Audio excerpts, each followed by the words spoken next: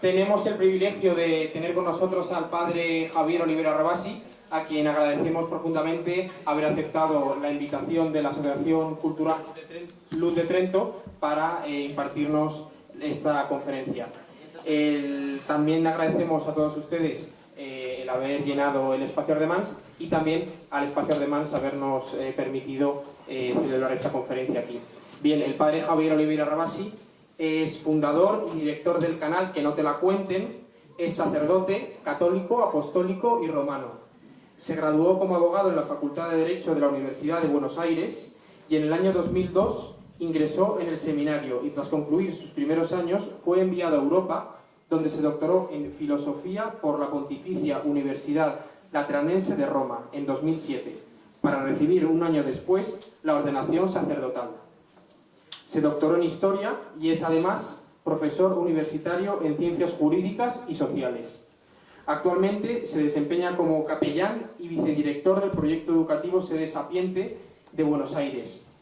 También es autor de 11 libros y de varios artículos en publicaciones nacionales y extranjeras. Es miembro de número del cuerpo académico del Instituto de Investigaciones Históricas Juan Manuel de Rosas y cofundador de la Orden de San Elías, que es una sociedad de vida apostólica que tiene por fin la misión Ad Gentes y el apostolado de la contrarrevolución cultural. Pues bien, antes de dar la palabra al padre Rabasi, y muy contento por haber llenado este espacio, quería hacer un llamamiento para aprovechar situaciones, actos como este, y para que los mismos tengan continuidad. Quería decirles que en la medida de nuestras posibilidades, de las posibilidades de cada uno, es muy importante que militemos, acudiendo y apoyando a las conferencias, actos, campañas, iniciativas que haya, con nuestra presencia. Además, también forma parte de la militancia reenviar, dar a conocer a través de los medios que tenemos a nuestro alcance, el teléfono móvil, las redes sociales y apoyando con iniciativas. Bien, todo ello, pues claro, es fundamental para dar la verdadera batalla cultural. Y no solo es fundamental para esto, sino que es un deber que tenemos para con Dios y para España, un deber gustoso para Dios, España y sobre todo también para los que nos sucederán en el futuro, que queremos dejarles pues una sociedad más cristiana. Sin más preámbulos, ahora sí ya tiene la palabra el padre Olivera Rabasi. Bueno, en primer lugar, muchas gracias por la invitación. La verdad que van a ver a ustedes dando vueltas por allí. Hay unos muchachos, muchachas dando vueltas. Son alumnos del colegio en el que estoy yo, doy clases, los torturo con el latín, con las lenguas clásicas, con la historia. Y hacemos un viaje de fin de curso al final del tiempo de colegio, antes de pasar por la universidad, y qué mejor cosa que, obviamente, visitar la madre patria. ¿Por qué? Para mí es no solamente que es un gusto enorme, sino que también para mí es un deber de justicia, de obligación, devolverle algo de lo que España hizo por nosotros en América. Bueno, entonces decía que para mí es un deber de justicia hablar en España, especialmente porque cuando uno viene desde afuera, no del tema puntual que voy a hablar hoy, sino cuando uno toca temas acerca de la hispanidad, ve una especie de complejo del hombre y de la mujer española. Como que nos han metido en la cabeza una especie de leyenda negra, de la cual en realidad uno debería descartarla, tirarla por la letrina, y empezar a estar orgulloso de tener sangre española. No solamente la sangre de aquella de hace 5 siglos, me refiero a la conquista y evangelización de América, sino incluso la sangre martirial de los últimos decenios. A mí para ustedes quizás es fácil y muy sencillo, pero para mí se me pone la piel de gallina que alguien venga y me diga, padre, yo soy sobrino nieto de un mártir de la Cruzada Española. Y yo digo, ¿ustedes se dan cuenta de lo que significa eso? Creo que capaz que algunos no terminan de comprenderlo, ¿no? Así como uno dice, bueno, uno estuvo hace poquito con unos muchachos en el Alcázar o cerquita, bueno, no fuimos a ver el Alcázar porque ya me parece que no tiene sentido estar derrochando el dinero ahí adentro por la tontera que han hecho. Pero el hecho de estar ahí y darse cuenta en la Catedral de Toledo que está la Virgen del Alcázar, manchada con sangre, intentando ser defendida ante el asedio de los rojos, y ahí a mí se me cae una lágrima realmente. Entonces, bueno, hay que tener un un sano orgullo de tener sangre española y a su vez también dar gracias a Dios porque uno conoce la verdadera historia. No es por mérito propio, hemos sido elegidos, sí, por gracia de Dios, familiarmente o por nuestra educación, conocemos nuestra verdadera historia patria. Bien, hoy quería hablar, me invitó la gente de Luz de Trento, agradezco mucho la invitación. Estábamos de paso con estos muchachos por aquí y me pidieron dar una conferencia y les dije, miren, yo voy a preparar una conferencia para Valencia, que es pasado mañana, que no quería, como dicen los chicos, espoliar, ¿no? Ahora, pero sí hay una conferencia sobre los temas que habitualmente intento hablar, que se titula así, no queremos que éste reine sobre nosotros. Espero que se puedan ver algo las imágenes, pero la conferencia es bastante sencilla y es una especie de meditación acerca de la propia historia de la Iglesia y de esta revolución anticristiana que venimos sufriendo desde el principio de los siglos. El título de la conferencia, obviamente, no queremos que este reine sobre nosotros, nos remite al Evangelio de San Lucas, al evangelista que a su vez es médico. Más puntualmente al capítulo 19, en el cual se nos narra la parábola que nuestro Señor Jesucristo predicó muy probablemente en casa de Zaqueo, el pequeño Zaqueo, el pequeño publicano que había querido ver al Rey de Reyes, al Señor de Señores, la famosa llamada parábola de las minas, en la cual se hace referencia no a la primera venida del Rey Mesías, sino al segundo y final advenimiento, a la segunda venida de nuestro Señor Jesucristo. Seguramente lo recordamos, un rey deja en administración varias minas y regresa de vuelta a su reino para, al volver, pedir cuenta de la administración. Y llamó, dice, a 10 servidores, entregándoles a cada uno una mina para explotarla. Pero al retirarse, este rey, enviaron ellos mismos una embajada al rey para decirle lo siguiente: no queremos que éste reine sobre nosotros. Sin embargo, dicen los evangelios que algunos negociaron con las minas y al regreso del rey, uno entregó el doble de lo que se le había dado, otro lo mismo más la mitad y otro solamente lo mismo que había recibido. De los 7 restantes, eran 10, no se dice nada. Y así termina el texto de la parábola de San Lucas, narrada por San Lucas, de las minas.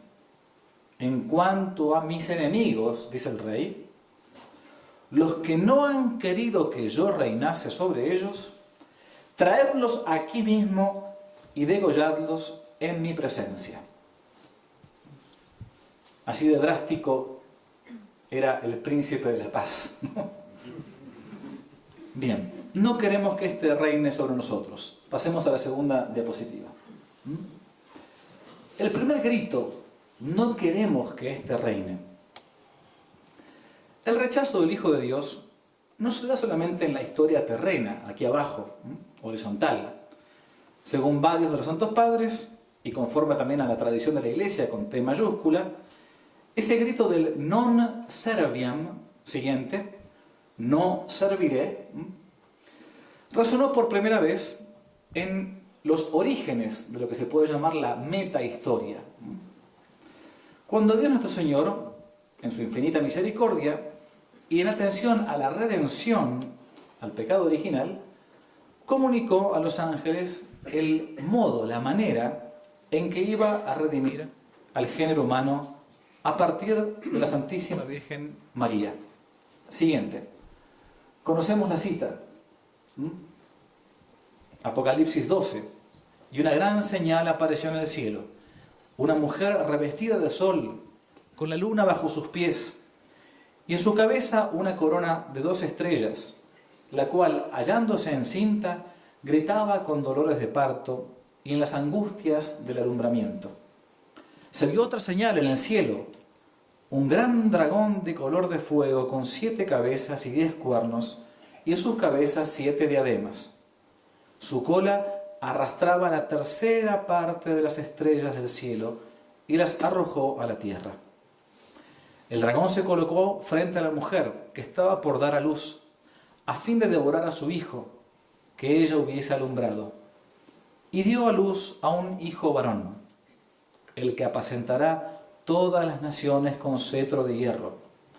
Y el hijo fue arrebatado para Dios y para su trono.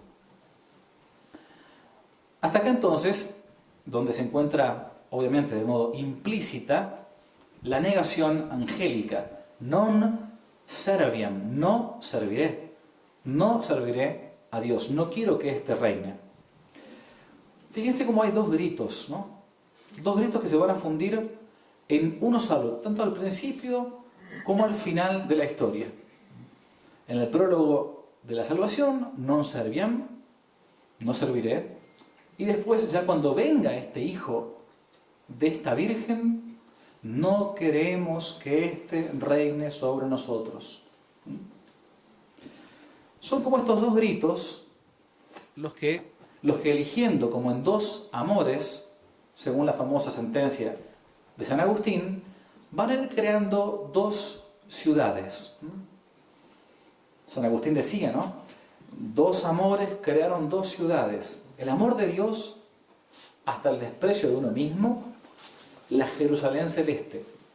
Y el amor de uno mismo hasta el desprecio del mismo Dios, la Babel terrenal, la Babilonia, el mundo mundano, diríamos. Y estos dos amores, a diferencia de lo que uno a veces cree, van mezclados hasta en la propia alma cristiana. En nuestra propia alma cristiana tenemos como dos amores que nos van tironeando. A veces somos ciudadanos de la Jerusalén celeste y a veces somos ciudadanos de Babilonia. Yo mismo, sacerdote, a veces soy Babel y a veces soy Jerusalén. Tengo como una doble ciudadanía y tenemos que intentar luchar por buscar siempre aquello que San Pablo dice: vuestra ciudadanía está en los cielos, en la Jerusalén celestial. Dos amores que van entremezclados, dos ciudades que se dan también de modo místico y hasta realmente a lo largo de toda la historia humana. Se han dado desde el principio de los tiempos, en el pueblo judío, antes de la venida del Mesías, de Yahvé, y se van a seguir dando hasta el fin de los tiempos, cuando el rey venga a pedir cuenta de su administración. Segundo grito, las traiciones de Israel. Esta imagen, si nos dejasen ver todavía la hermosa catedral de Notre Dame en París, es una de las tantas alegorías de la iglesia y la sinagoga. Cuando ustedes ven, sobre todo en la simbología medieval, una mujer vendada, esa es justamente la sinagoga. No quiere reconocer al Mesías, ¿no? Por eso nuestro Señor dice, son ciegos que guían a otros ciegos. Cuando ustedes ven a una mujer con los ojos radiantes, bien coronada, con un cetro y la cruz, esa es la iglesia, la famosa alegoría de la iglesia y la sinagoga. El segundo grito, las traiciones de Israel. Para quien se pasee alguna vez por ciertas catedrales europeas, va a ver que normalmente Israel es representada así, como una mujer coronada, pero a la vez vendada, ciega. Imagen alegórica, entonces, de la sinagoga, que quiso quedar ciega voluntariamente ante las promesas de Dios. Dios es fiel a sus promesas, pero nosotros muchas veces somos infieles a esas promesas. Porque mucho antes de ese no queremos que éste reine sobre nosotros, es decir, mucho antes de la pasión, muerte y resurrección de nuestro Señor Jesucristo, Israel había decidido no servir a ese rey, sino que más bien servir al César. ¡Ay, padre, qué escandaloso lo que está diciendo! Bueno, miren, habría que en todo caso suprimir algunas páginas del Evangelio para que yo no diga lo que estoy diciendo. Hechos 7, 51, 52. Juan 19. Israel, sabemos, adoró al becerro de oro. Siguiente. Fue Israel quien mató a los profetas. Fue Israel quien fornicó con los reyes y señores de la tierra. Y una vez Sigo gritó, siguiente, crucifícalo, crucifícalo. Duros de cerviz, incircuncisos de corazón y de oídos, vosotros siempre resistís al Espíritu Santo. Palabras de San Esteban, protomártir, el primer mártir. Ese poquito lo festejamos el 26 de diciembre, ¿se acuerdan? Como vuestros padres, así vosotros, dice San Esteban. ¿A qué profeta no persiguieron vuestros padres? Ellos mataron a los que anunciaban de antemano la venida del justo, dice San Esteban, de aquel a quien vosotros ahora habéis traicionado y asesinado. Hechos 7:51. Enorme franqueza, enorme parresía la de San Esteban. Claro, esto le va a costar la vida. Es que este mismo pueblo, que a lo largo de toda la historia de Israel buscaba hacer, como decimos en mi patria, una de cal y una de arena, ¿no? Aquí también. Denunciaba el profeta Elías, les decía el mismo profeta Elías a sus hermanos, 1 Reyes 18, ¿hasta cuándo van a andar rengueando de las dos piernas? Si vuestro Dios es Yahvé, sigan a Yahvé. Pero si vuestro Dios es Belial, Baal, sigan a Baal. No anden cojeando. Esto nos pasa muchas veces a nosotros. Hoy, cristianos, la nueva Israel es la iglesia. Si sos de Cristo, seguí a Cristo. Y si sos del mundo, revolcate en el mundo. Y aprovechalo porque es lo único que tenés. Después te llega la vida eterna, ¿eh? O el cielo o el infierno. Pero hay cristianos que están en el punto medio, que no son ni católicos ni son mundanos. Es un espanto eso, porque son infelices. Son medias tintas, ¿no? Esto es lo que dice el profeta Elías. Si vuestro Dios es Baal, sigan a Baal. Si vuestro Dios es Yahvé, sigan a Yahvé. Pero basta de andar rengueando de las dos patas. El tercer grito, siguiente. El grito de Grecia y Roma.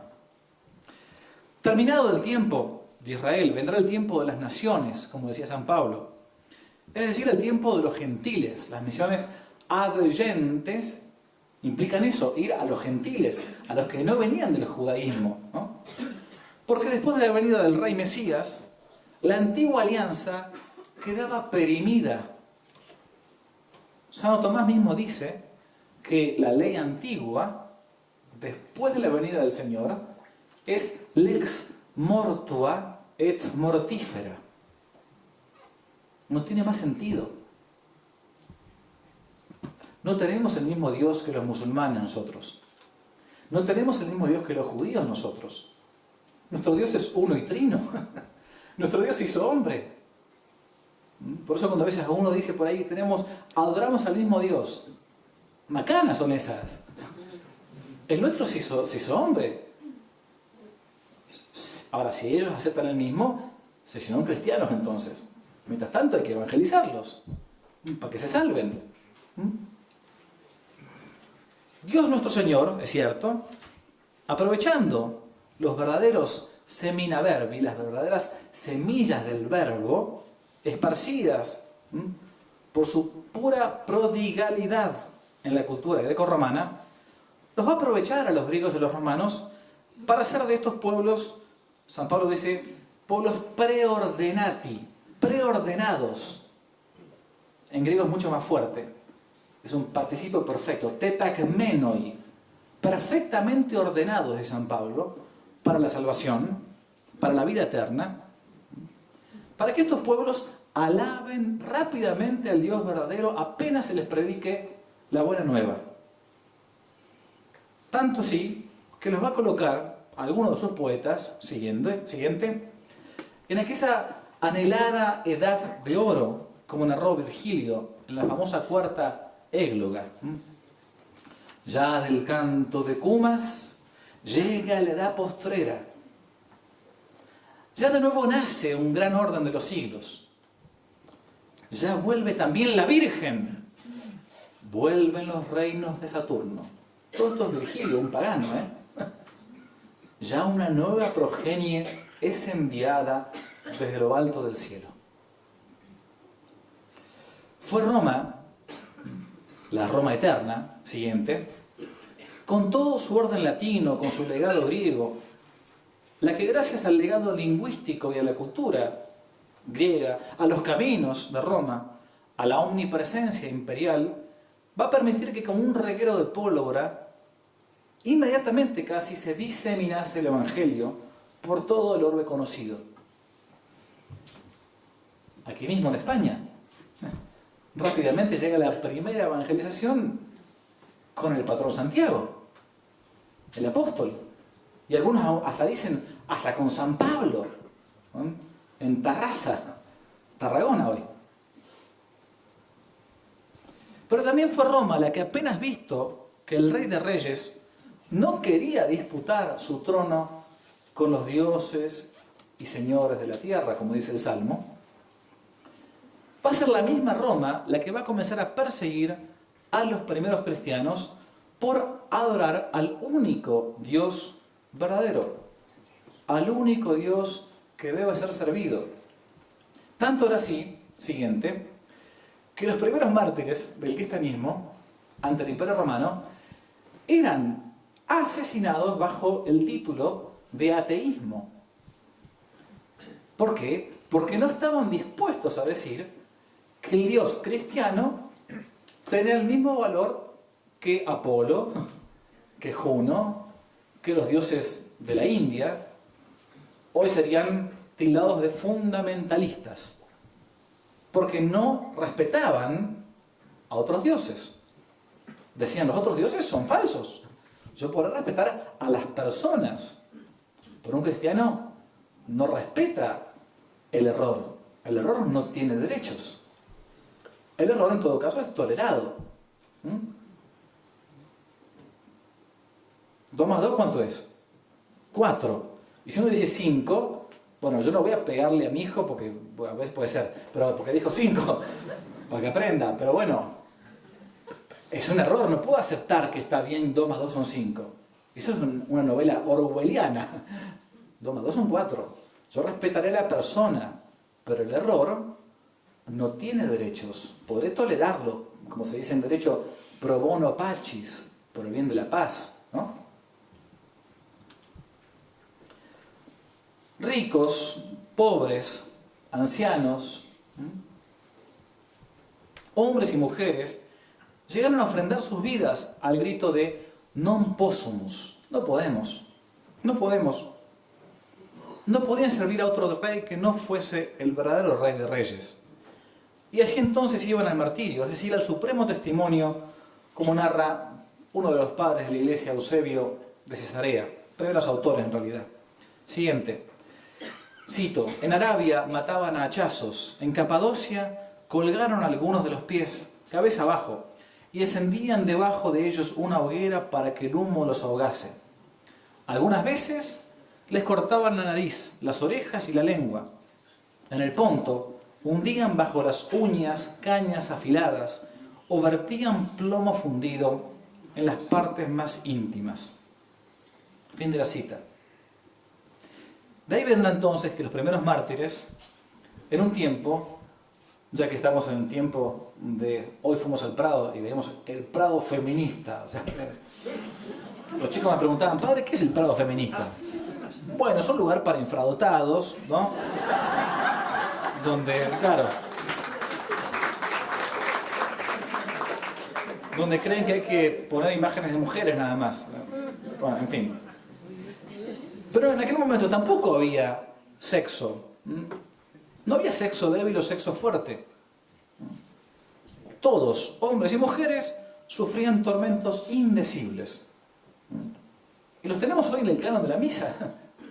Cuando dicen, no, que antiguamente la mujer era menospreciada. Escúchame, ustedes nunca han leído, o nunca han escuchado al menos una parte, la gente no escucha la misa, por cierto, ¿no? O no atiende, esta es mi hipótesis, ¿no?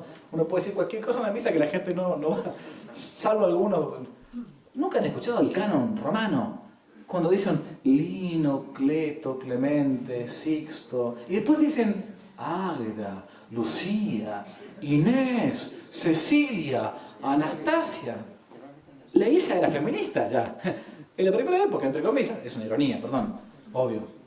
¿Pero de qué me están hablando? Desde el principio se enalteció al varón y a la mujer, al punto tal que se la coloca en el canon de la misa. Y así, según la famosa sentencia de Tertuliano, la sangre de los mártires va a ser semilla de nuevos cristianos, como pasa siempre. Es la famosa profecía de Gamaliel, ¿no? Si esto es de Dios, entonces si uno lo persigue, peor todavía. Y si no es de Dios, se va a quedar solo. Pero si uno lo persigue y es de Dios, peor todavía. Le das más propaganda, ¿no? Y vendrá un tiempo entonces en que con sus más y con sus menos, hasta los emperadores van a aceptar la fe. La Roma eterna, pasados los siglos de persecución, cierto, va a aceptar primero o tolerar como una religión lícita, con Constantino obviamente, la fe cristiana. Y después hasta se va a oficializar la fe católica con Teodosio. Tanto que al decir de San Leomagno, la que era maestra del error, Roma, se hizo ahora discípula de la verdad. Espectacular la sentencia, ¿no? La que era maestra del error, Roma, pagana, ¿no? Ahora se hizo la discípula de la verdad. Cuarto grito, el grito del arrianismo, muy parecido a nuestra época esto, ¿no? Fue entre las persecuciones y los consuelos de Dios, como también San Agustín decía, que cuando aún el cristianismo comenzaba a ser poco a poco tolerado, va a resonar un grito impío de un Cristo, ¿cómo decirlo?, de un Cristo edulcorado. Un Cristo que a pesar de sus proezas no pasaba de ser criatura. Fue esta la herejía del famoso Arrio, sacerdote obviamente, tremenda herejía que diseminada por todo el orbe cristiano le va a hacer exclamar en un momento a San Jerónimo esta tremenda frase: de pronto el mundo se convirtió arriano, se hizo arriano, se despertó arriano, es la frase. Era una nueva batalla contra ese rey. No queremos que este reine, o que si reina sea uno más de nosotros. Así decía San Basilio, cito: cuando el demonio vio, después de las persecuciones obviamente, a pesar de la persecución que partió de los paganos, que la iglesia iba creciendo y floreciendo aún más, modificó su plan. Esto es San Basilio, siglo IV, V después de Cristo, obviamente. A algunos le va a parecer que es siglo XXI, pero no, es antiguo esto, ¿no? La iglesia parece que iba creciendo, dice San Basilio, y entonces el demonio modificó su plan y ya no luchó abiertamente, sino que preparó la persecución secreta, escondiendo su traición bajo el nombre que lleváis, es decir, el nombre de cristianos. De manera que sufrimos lo mismo que en sus días sufrieron nuestros padres, la persecución, pero eso no parece ser por Cristo, puesto que también los perseguidores llevan el nombre de cristianos. Fin de la cita. El cuadro parecía imposible. La mayor parte de los obispos del mundo conocido, adhería a la herejía arriana. Dios estaba ya lejos, Jesucristo era un gran hombre, un superhombre, pero no era Dios. Una herejía ya no en moral, en dogma tremenda. El mismo Papa había firmado un credo que si no era completamente arriano, era semi-arriano. Y apenas un par de obispos se mantenían fieles a la fe verdadera junto con el pueblo. Lo que al gran San Atanasio le hacía decir la famosa frase: ellos tienen los templos, pero nosotros tenemos la fe. Ellos tienen los templos, nosotros la fe.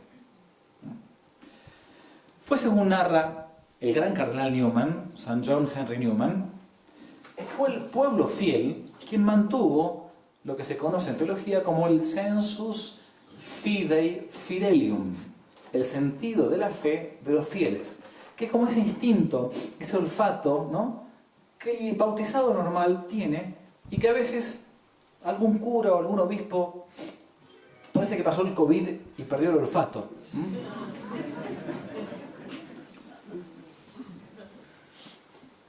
Parecía algo imposible, decía el cardenal Newman. Cito al cardenal Newman: el pueblo católico, a lo largo y a lo ancho de la cristiandad, fue obstinado campeón de la verdad católica.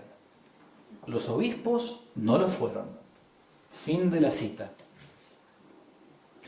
Y así lo que parecía una batalla perdida por completo, la mayor parte de los obispos arrianos no creen en la divinidad de Jesucristo, ¿no?, y un nuevo intento para que éste no reine sobre nosotros como tal como era, fue milagrosamente vencida por un puñado, realmente un puñado de apóstoles y por la fe sencilla del pueblo fiel que contra viento y marea permanecieron en la nave de Pedro, aunque a veces esa nave pareciera ser simplemente un pequeño leño que andaba por ahí, o a veces hasta invisible. Quinto grito, el grito de los bárbaros. El quinto grito es el de los bárbaros, esos pueblos indómitos que desde mediados del siglo V comenzaron a asolar el Imperio Romano, como narra San Jerónimo. Cito lo que dice San Jerónimo: la mente tiembla cuando se piensa en la ruina de nuestros días. Por más de 20 años la sangre humana ha corrido incesantemente sobre una vasta extensión. Los godos, los hunos, los vándalos sembraron desolación y muerte. ¿Cuántos nobles romanos han constituido su presa? ¿Cuántas jóvenes doncellas y cuántas matronas han caído víctimas de sus lúbricos instintos? Los obispos viven en prisión. Los sacerdotes y clérigos son pasados a degüello. Las iglesias profanadas y desvalijadas. Los altares de Cristo convertidos en establos. Los restos de los mártires arrojados de sus tumbas. Por doquier pena, lamentación por doquier. En todas partes la imagen de la muerte. Y termina San Jerónimo: mi voz se ahoga, los sollozos me interrumpen. Ha sido conquistada la ciudad que conquistó el universo entero. Al caer esa ciudad, Roma, el imperio se ha derrumbado. Miren que esto es un santo padre de la iglesia. Porque cuando uno a veces ve estas cosas que pueden pasar en algún momento de la historia, quizás contemporánea, también tiene que ver esto, como San Agustín decía, sub specie eternitatis, ¿no?, bajo la razón de eternidad, que quizás también sea un tiempo de prueba muy fuerte. Claro, estamos acostumbrados, como ustedes son españoles y yo, hijo de España, a aquello de Manrique, ¿no?, de que todo tiempo pasado fue mejor. Lo que pasa es que creemos que siempre nuestra época es la peor del mundo. Así pasa porque ponemos la carne en esto, ¿no? Pero hubo otras épocas con grandes crisis. Y alguna de estas será quizás la final, la definitiva. No sabemos. Hay signos, no hay signos, puede ser. Pero fíjese que San Jerónimo decía, parece que estamos en las últimas. Y si estamos en las últimas, hay dos opciones, no tres, dos. O meterse en una cueva, comprar muchas sardinas, ¿no?, y conservas, o morir peleando. Y lo último es mucho más divertido, ¿no? Y aparte es lo que nos pide nuestro Señor. Todo parecía derrumbarse. Todo lo que durante un tiempo los emperadores habían favorecido, emperadores cristianos, parecía con los bárbaros caerse a pedazos a partir de esa horrenda irrupción. Si casi parecía que Dios hubiese desaparecido y no diera respiro, como que no quisiera reinar este rey. Este rey, sí, no quiere reinar, parece a veces. Es más, sus súbditos parecía que ni peleasen. Los bárbaros venidos de todo el planeta se encontrarán, sin embargo, no solamente con Roma, la Roma imperial, sino con la misma iglesia, que poco a poco, y con un esfuerzo realmente ciclópeo, para el que conoce la historia del monacato, va a lograr catequizarlos, y al tiempo que los catequizaba, los civilizaba. Porque, al final de cuentas, el catecismo civiliza. Y vendrán entonces los francos, los hijos de Clodoveo, el primer reino de Occidente convertido a la Iglesia, al cristianismo. Y la barbarie va a comenzar a tocar en cristiana humanidad gracias a la aparición de los monjes, capaces de transformar marismas en manantiales, piedras en vergeles. El bárbaro vikingo va a vestir la cogulla monacal y va a usar su espada solo para defender su fe, su religión, su patria y su dama. Y va a surgir así la famosa caballería, la fuerza armada al servicio de la verdad desarmada. Y nuevamente se vivará a Cristo Rey, Señor de señores. Quinto grito entonces, la invasión de los bárbaros. El sexto grito, el grito no queremos que este reine, va a venir con la herejía judeocristiana del Islam. Esa herejía judeocristiana, digo, mezcla del Antiguo Testamento, del Nuevo Testamento, mezclado con una herejía nestoriana. Eso es el Islam, con su yihad o guerra santa, su dominación a sangre y fuego, de tal magnitud que no quedará casi recuerdo del cristianismo en el norte africano, antiguamente la patria de San Agustín. Hoy estábamos con unos muchachos viendo en el Prado varios cuadros hermosos de Santa Catalina de Alejandría. Dice Alejandría, Alejandría. Alejandría de Egipto, claro.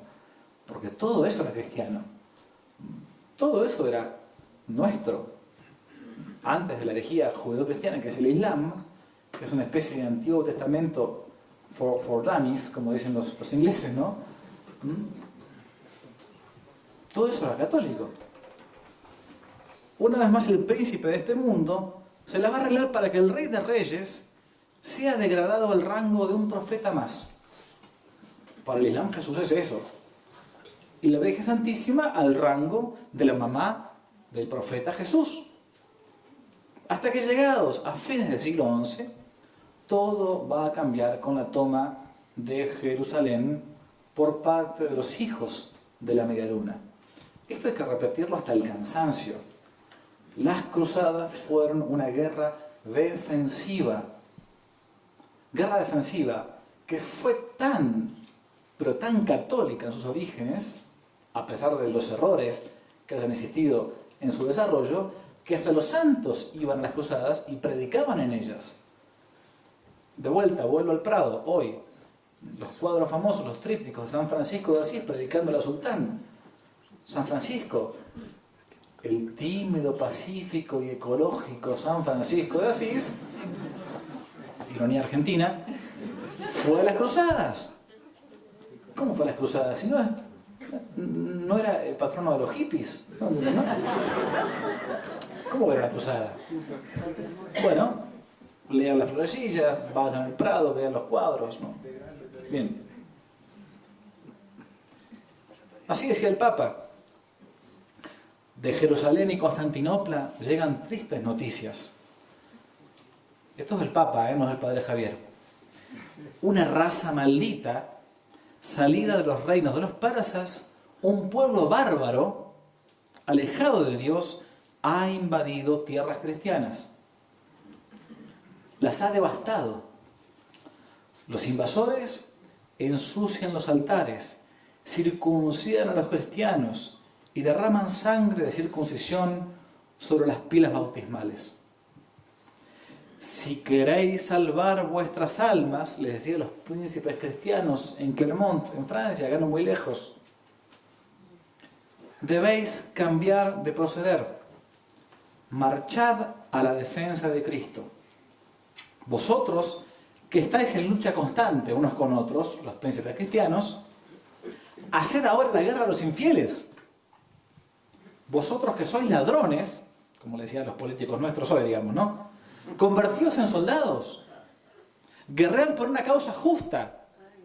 Trabajad por una compensación eterna. El famoso discurso de Urbano II, ¿no? Llamando a las cruzadas. Y así comenzaron las cruzadas, que no fueron, reitero, sino que una guerra defensiva contra el Islam invasor. Los soldados de Cristo Rey vencerán por algún tiempo. Vencerán y hasta libertarán a los cautivos. Y habrá órdenes militares, órdenes hospitalarias, y la violencia estará tan pero tan justificada que hasta San Francisco de Asís, San Luis Rey participarán de las mismas. Habrá un rey en Jerusalén por un tiempo, el famoso Godofredo de Bouillon, aquel que prefirió no ceñir corona de oro donde Cristo había ceñido corona de espinas. Sexto grito, el Islam y las cruzadas. No queremos que este reine sobre nosotros. El séptimo grito, el humanismo renacentista. En pleno tiempo de cruzadas, con sus aciertos y sus errores, claro, la Iglesia vio un tiempo de gloria, un tiempo en que, al decir de León XIII, la filosofía del Evangelio gobernaba los estados. La famosa Immortale Dei. No es que en ese tiempo la santidad floreciese espontáneamente, ¿no? Se pecaba. Y se pecaba fuerte, ¿no? Como nosotros. Pero se tenía conciencia de que se estaba pecando. Hay una gran diferencia.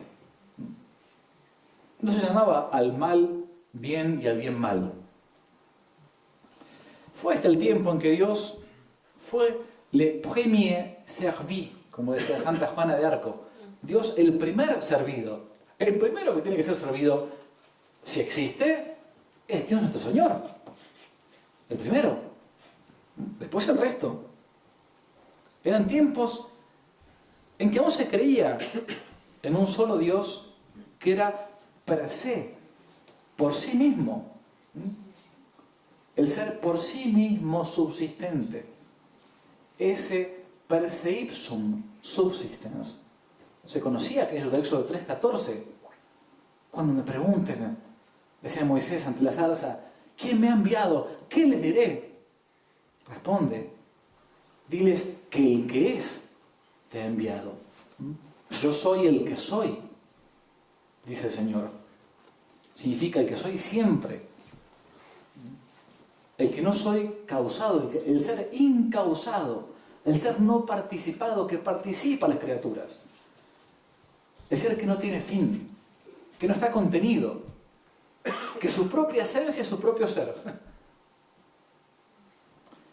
El resto somos entes por participación, nada más. Fue un tiempo en el cual floreció la sabiduría del más santo entre los sabios y el más sabio entre los santos.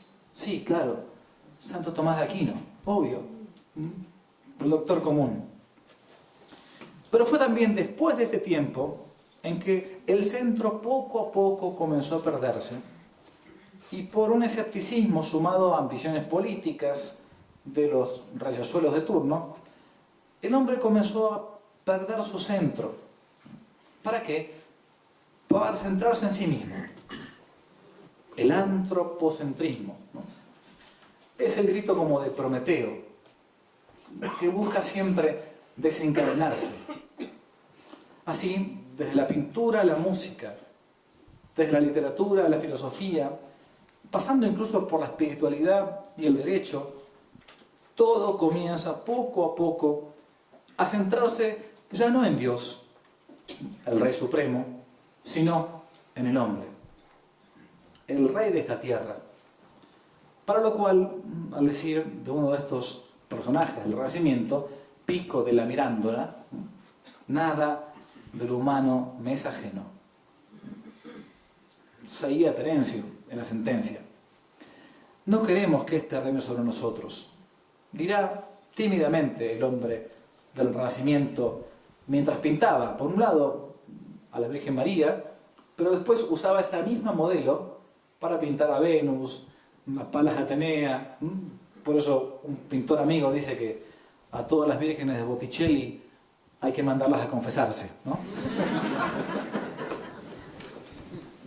Y así el hombre moderno, poco a poco, se va a ir como desvinculando, sacándose las vínculas, las cadenas, de la misma realidad natural y sobrenatural, para adentrarse puramente en su propia interioridad, en su propia naturaleza. Todo entonces va a ser puesto en duda. Y la realidad va a comenzar a ser conforme a la propia voluntad individual, según ese cogito cartesiano, el pienso cartesiano, cogito ergo sum, pienso luego existo, que más literalmente podría ser traducido así: quiero, luego existo. Quiero pensar tal cosa, luego la realidad es conforme a mi pensamiento. Y vendrá así de la mano un nuevo grito, un aullido más bien, que es el grito protestante. No queremos que este reine sobre nosotros. La revolución protestante. Nunca digan reforma protestante porque le saco tarjeta roja como en un partido de fútbol. La revolución, eso fue protestantismo. La revolución humanista, con su centro en la persona, le va a dar el paso a un personaje que, aprovechado también él por los políticos de turno, quebrantará lamentablemente en dos la cristiandad. Sí, nos referimos a el apóstata fraile agustino Martín Lutero, quien con sus escritos, sus homilías, hará que cada cual con el tiempo termine, según la irónica sentencia de Voltaire, cada cual termine con el tiempo siendo su propio papa. Así decía Voltaire. ¿Qué es un protestante para Voltaire? Decía Voltaire. Un protestante, dice Voltaire, que es un miserable Voltaire, ¿no? Es otro impío, es un hombre que cree que él es su propio papa. Y tiene razón. Cristo, en el mundo protestante, dirá uno: padre, pero Cristo es claramente el rey, el centro para un protestante. Primero está Jesús, ¿no? Es verdad. Protestante de buena ley dirá: primero es Cristo, ¿no? Pero es un rey que previamente ha pasado por un tamiz de la subjetividad, de la libre interpretación. Un rey que va a gobernar conforme a las leyes de cada cual y que por ende no reinará más que en una realidad que uno podría decir virtual, la propia. El hombre, según Lutero, lo sabemos, estaba tan pero tan corrompido que su misma inteligencia debía ser desechada. Cito a Lutero: la razón se opone directamente a la fe. Deberían dejarla que se vaya, pues en los creyentes hay que matarla y enterrarla. Es imposible poner de acuerdo la fe con la razón. Has de abandonar tu razón, ignorarla, aniquilarla por completo. De lo contrario, no entrarás en el cielo. Y terminaba con la famosa sentencia: la razón es la prostituta del diablo. Y así, separados del tronco de la iglesia, las ramas poco a poco se irán secando y se van a ir diseminando en diversas sectas que aún, cierto, manteniendo ciertas verdades fundamentales, es verdad, se van a ir separando de la gracia que viene de modo ordinario por los sacramentos, por medio de los sacramentos. Es decir, los protestantes gritarán: Cristo sí, la Iglesia no. Algo análogo a lo que en nuestros tiempos algunos como dicen algunos amigos, funcionarios eclesiásticos, quieren hacer llamar al mismo Lutero testigo del Evangelio, queriendo armar una especie de iglesia a la carta, como en un restaurante. Como pasó hace algunos meses, cuando ciertos obispos alemanes, obispos católicos, digamos, amenazaron, esto textual, con hacer un cisma si la iglesia no cambia. ¿No cambia qué cosa? Su postura respecto de los sodomitas, los divorciados vueltos a casar, el sacerdocio femenino, todo esto, ¿no? Si la iglesia no cambia, nos vamos de la iglesia. Yo digo como si estuvieran en la iglesia, ¿no? Como si fueran católicos, lo dicen. ¿No?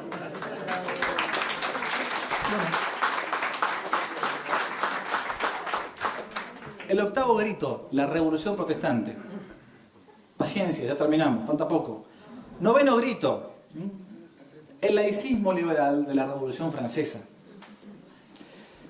Caldeados ya los ánimos por el subjetivismo imperante, el catolicismo partido en dos y la decadencia del clero del poder político, los, entre comillas, filósofos del siglo de las luces, de vuelta entre comillas, van a ser quienes, como si hubiesen visto claramente el futuro, planean la gran revolución liberal que va a culminar con la sangrientísima Revolución Francesa. Una revolución donde no hubo ni fraternidad, ni igualdad, ni libertad. Fue esta ideología liberal, la clásica, la que ensalzando la libertad, hará de esta el último fin del hombre, al punto de proclamarlo autosuficiente tanto de la revelación como de la recta razón. Acá yo siempre reitero una famosa frase que a mí me interesó, me impactó mucho de Chesterton, cuando Chesterton dice, creo que es en Ortodoxia, que después de la venida del Mesías, nuestro Salvador, uno no pasa del mundo sobrenatural al mundo meramente natural, al de Séneca, al de Aristóteles, al de Platón, al de Virgilio. Una vez que viene el Mesías, esa irrupción agresiva de Dios en la historia, porque es súper agresiva, Dios se hace hombre, no nos pide permiso, no lo votaron, se hace hombre y rompe de modo agresivo en la historia. Dice Chesterton, después de la venida del Mesías, no se pasa del mundo sobrenatural al mundo meramente natural, sino que se pasa del mundo sobrenatural al mundo ya antinatural. Porque, como decía San Agustín, de vuelta a su cita, caído de Dios, caído de ti mismo. Una vez que uno abandona a Dios, habiéndolo conocido, ya no pasa. Ojalá volvieran todos a ser aristotélicos, ciceronianos. Ojalá volvamos al mundo de la filosofía estoica. Más, a los epicúreos si quieren. Ojalá, ni siquiera.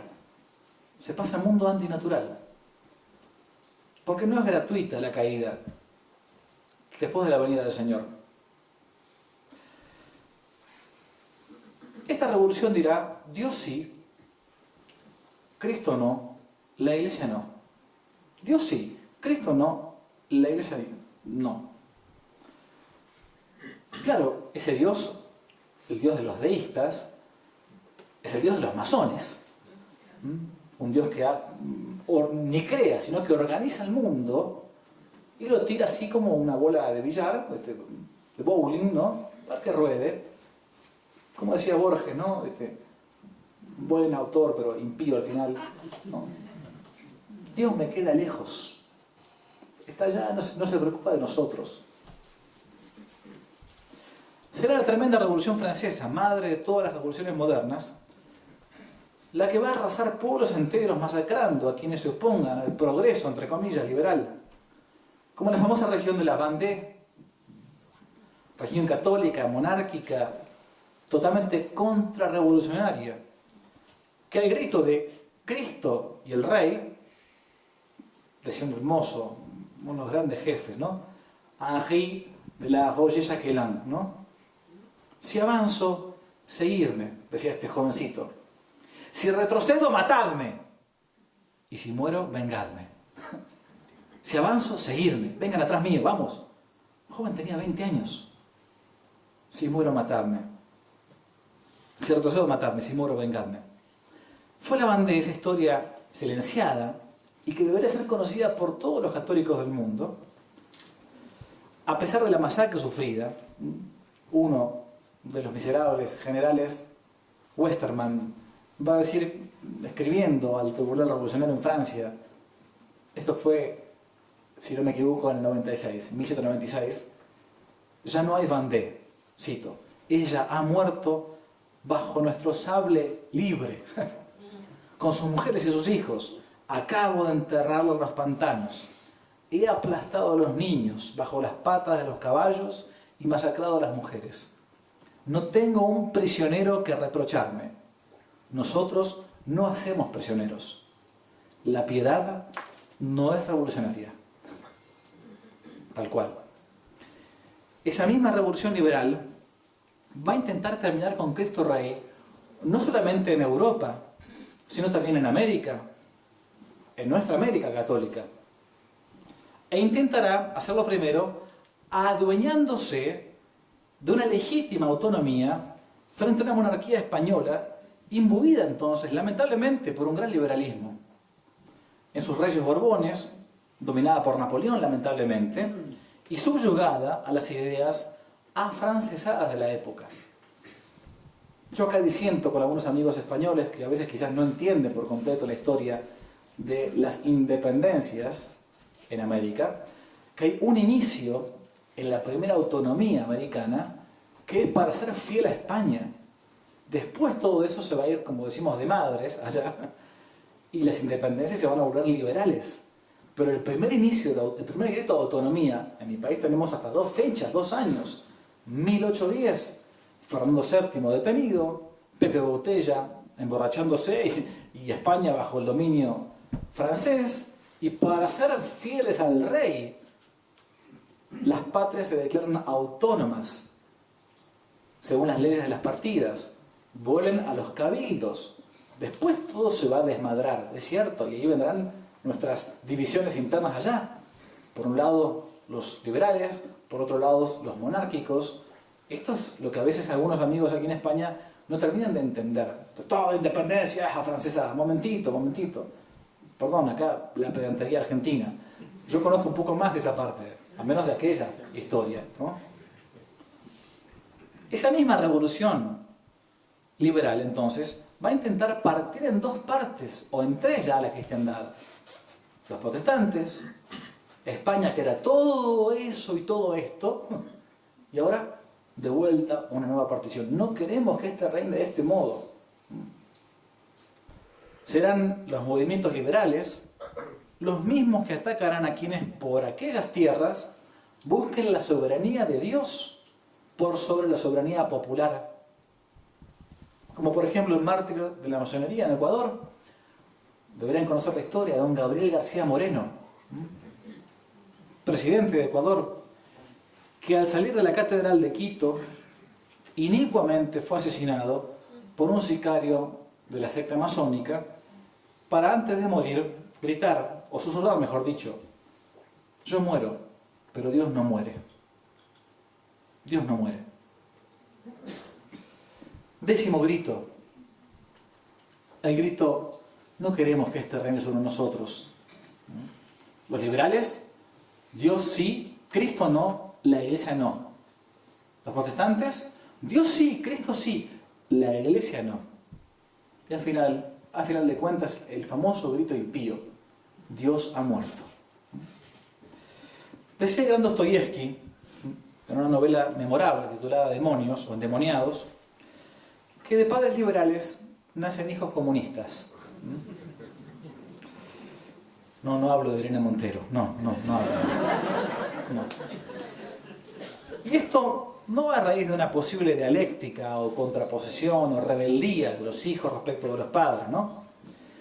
Sino a partir de que es la misma raíz la que engendra a uno y a otro desde el punto de vista ideológico. El idealismo clásico, al final de cuentas, es padre del marxismo porque ambos poseen la misma matriz, el mismo epicentro. Es el hombre caído, el hombre nuevo soviético, como le llamaban en Rusia, el hombre separado de su tradición primordial que desoye la realidad misma, haciéndose un Dios para sí mismo y entronizándose en un pedestal. De ahí que se postule la invención de Dios, el mito de Dios. Como decía Feuerbach, la muerte de Dios. También lo plantea Nietzsche, obviamente. Y de nuevo Dostoyevsky. Ahora, si Dios no existe, y tiene razón, si Dios no existe, todo está permitido. Si Dios no existe, y esta es la única vida que tenemos, todo se permite. Yo admiro a veces a los ateos que ante el primer dolor de cabeza no se pegan un corchazo, como decimos nosotros en nuestro... un tiro en la cabeza. Yo, si fuera ateo y no tuviera otra vida, ante el primer dolor normal, cruz, que tenemos en nuestra vida, me tiraría de un quinto piso, qué sé yo. Si Dios no existe, esta vida no tiene sentido. No tiene sentido. Y todo tiene que ser permitido. Y tiene razón. En el siglo XX, apenas en el alborear, quienes vivían a Cristo Rey, en el México cristero, eran masacrados y abandonados por el odio de los deicidas. Como fue el caso del beato Anacleto González Flores, mártir cristero mexicano, abogado, laico, docente. Cuando fueron a matarlo, dijo, cito, vosotros me mataréis, pero sabed que conmigo no muere la causa. Muchos están detrás de mí dispuestos a defenderla hasta el martirio. Me voy, pero con la seguridad de que veré pronto desde el cielo el triunfo de la religión y de mi patria. Lo estaba matando a este hombre, ¿eh? Lo estaba matando, pero así terminaba muriendo. Por segunda vez, oigan las Américas este santo grito. Yo muero, pero Dios no muere. ¡Viva Cristo Rey! Fíjese la unión que hay, ¿no? Anacleto González Flores, Gabriel García Moreno, porque Dios va colocando como jalones en la historia para que nosotros, que somos unos pigmeos, que somos cobardes, que a veces bajamos la cabeza, que a veces no nos mostramos como católicos, que a veces no me persigno cuando paso frente a una iglesia, no sea cosa que el qué dirán, que a veces no bendigo la mesa aunque esté en un restaurante. Veamos nosotros realmente que esta vida es pequeña, se acaba rápido, y que el poco testimonio que hayamos dado, aunque sea un vaso con agua, va a ser recompensado en la próxima vida. Y también pasará acá, en la madre patria, en España, la España profunda, que durante, conocen ustedes la historia, la década del 30 y antes también, fue el pueblo elegido para instaurar el marxismo a capa y a espada. También aquí hubo mártires y hubo héroes, porque España se levantó en lo que aquello que la Iglesia, por entonces al menos, reconocía. Era una verdadera cruzada que detuvo el accionar del comunismo, enarbolando todo el tiempo la reyesía de Cristo. Y así, en todos los ámbitos, se va a intentar, tanto en España como en América, vivar a Cristo Rey. Para resumir esta última parte, lo cito con palabras de Pío XII. En los últimos tiempos, quisieron la naturaleza sin la gracia. Cristo sí, la Iglesia no. Revolución protestante. Después Dios sí, Cristo no. Revolución liberal. Y al fin, el grito impío. Dios ha muerto. La revolución comunista. El último grito. No queremos que Cristo reine en la iglesia. Como es de público conocimiento, Cristo ya no reina en los estados, no reina en las universidades, no reina en las escuelas, y lo digo lamentablemente, no reina en muchísimas escuelas o universidades católicas, sociedad anónima. Tienen nombre de eso, pero más vale que seamos claros. Pero uno podría preguntarse hasta ingenuamente, ¿pero Cristo reina hoy en la iglesia? Un gran personaje de nuestra patria, que fue el padre Leonardo Castellani, decía que la iglesia, por ser la nueva Israel, la nueva depositaria de las promesas, al final de los tiempos iría a padecer la misma agonía que padeció la sinagoga antes de la primera venida de nuestro Señor Jesucristo. Es decir, así como antes la sinagoga se había vuelto un sinsentido, porque habían transformado la religión de mi padre, decía Jesús, ¿no?, en tradiciones de hombres, Marcos 7, así pasará con la iglesia, decía el padre Castellani. El gran padre Julio Membiel, otro compatriota mío, un hombre realmente con muchísimas luces, gran teólogo, luminaria de la iglesia, en el último párrafo de su último libro antes de morir, titulado así, el libro de la cábala al progresismo. La cábala es esta tradición espuria del mundo judío, esa tradición que se había mezclado con tradiciones incluso no judías, por eso el libro es excelente. Así como el judaísmo se fue prostituyendo en su pensamiento, y eso se conoce como la cábala, eso mismo es hoy el progresismo, el modernismo. Es la prostitución de la doctrina católica. Por eso se llama así el libro, de la cábala al progresismo. En su último libro, que es este, antes de morir, en la última página, dice esta frase: sabemos que el mysterium iniquitatis, el misterio de iniquidad, ya está obrando, pero no sabemos los límites de su poder. Sin embargo, no hay dificultad en admitir que la iglesia de la publicidad pueda ser ganada por el enemigo y convertirse de iglesia católica en iglesia gnóstica.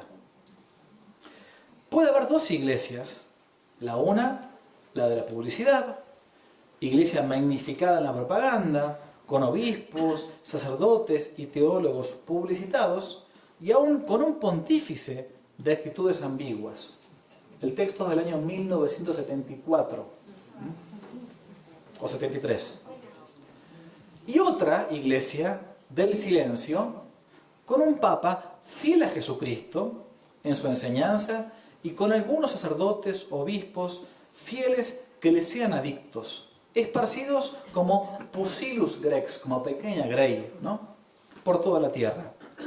Esta segunda sería la iglesia de las promesas y no aquella primera que pudiera defeccionar. Escuchen lo que dicen. Un mismo papa presidirá ambas iglesias, que aparente y exteriormente no sería sino una. El papa, con sus actitudes ambiguas, daría pie para mantener el equívoco, porque por una parte, profesando una doctrina intachable, sería cabeza de la iglesia de las promesas. Por otra, produciendo hechos equívocos y aún reprobables, aparecería como alentando la subversión y manteniendo la iglesia gnóstica de la publicidad. Fin de la cita. Esto capaz que pasa en 1000 años, ¿eh? Ojo, no. Sí, estamos a años luz, por las dudas.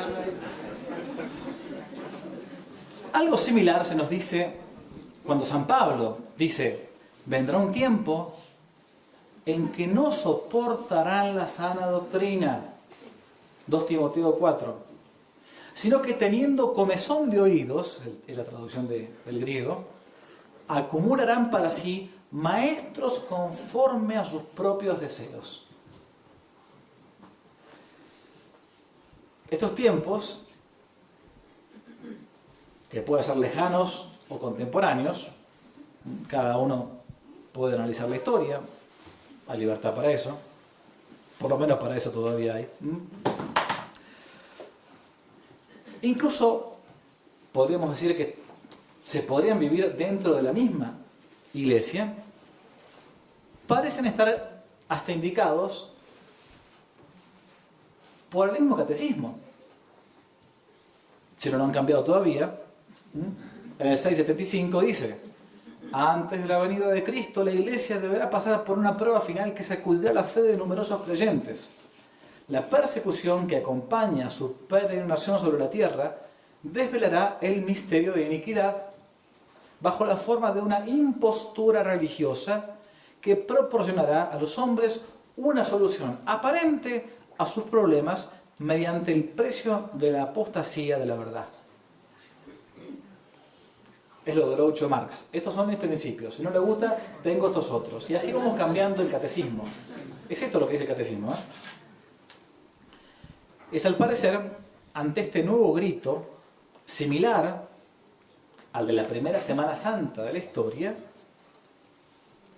que hoy pulula una buena parte del mundo católico, incluso en buena parte de la jerarquía eclesiástica.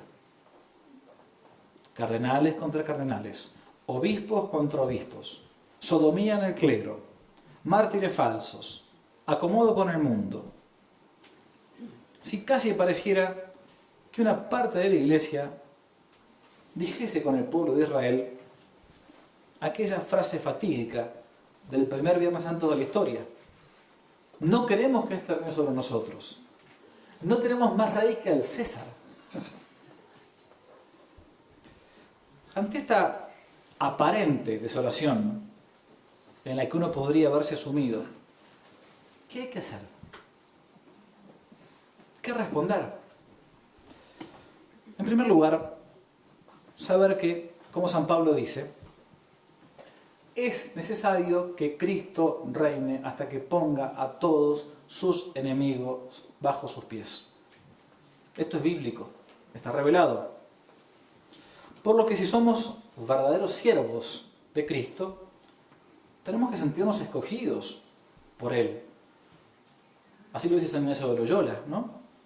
Para ir como apóstoles y discípulos, dice San Ignacio, por todo el mundo, esparciendo su sagrada doctrina por todos estados y condiciones de personas. Haciendo no una revolución contraria, sino lo contrario a la revolución. La revolución da vuelta a las cosas, la contrarrevolución intenta nuevamente volver al orden. Esto es lo que decía José de Maistre. Una contrarrevolución no es una revolución contraria, es lo contrario de la revolución. No transar, no fornicar con el lenguaje, no usar el lenguaje del enemigo, llamarle al pan pan y al vino vino, porque seremos degollados por decir que la hierba es verde en verano al final de cuentas. Al final no estamos defendiendo ni siquiera una... Ojalá estaría bueno morir por una verdad de fe, pero bueno, nos va a terminar matando curas bolcheviques porque decimos que 2 más 2 son 4 al final. En primer lugar, entonces, buscar que Cristo reine. En segundo lugar, esto es muy consolador, saber que la victoria ya es nuestra. Esto es como jugar un partido de fútbol entre Argentina y España y saber que jugás con Messi. O sea, no hay que preocuparse de nada. La victoria ya es nuestra. O sea, Cristo ya venció el mundo. Entonces no hay que andar llorando por los pasillos y esconderse en una caverna, ¿no? Cristo ya ha vencido al mundo. Pero quiere que para que esa victoria se aplique, quiere contar con nuestra cooperación.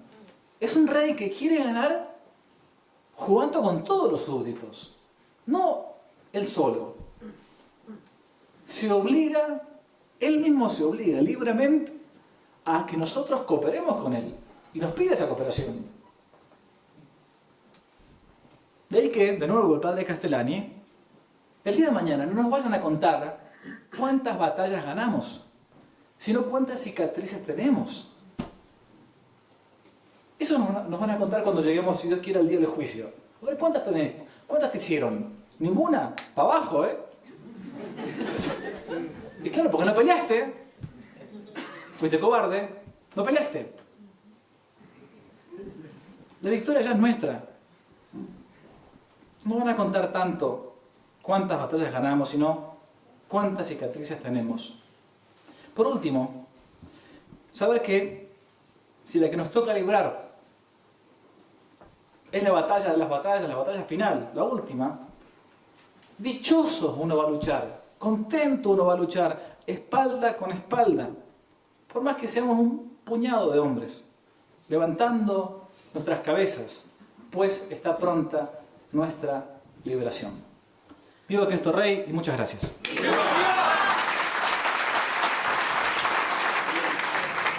Muchas gracias al padre Javier Olivera por su brillante intervención, que seguro que ha sido de provecho para todos los aquí presentes.